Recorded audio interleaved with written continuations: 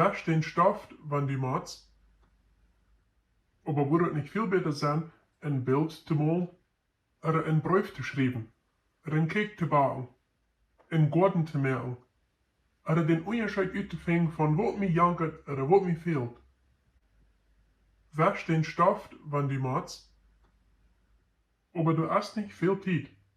Wenn du Riefers sind zum Schwarm, in Boy zum Klottern, Musik unterhorchen, Bücher zu lesen, Freunde zu mit dir zu sein und das Leben zu genießen.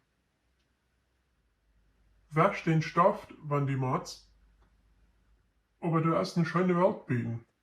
Mit der Sonne in deine Augen, der Wind in deine Haare, ein Krümel von Schnee, ne Dusch von Regen. Das Tag wird nicht noch einmal kommen. Wäsch den Stift, wann die mats. Aber halt das im Denk. Die alle Jahren wollen kommen, und das ist nicht unbedingt möglich.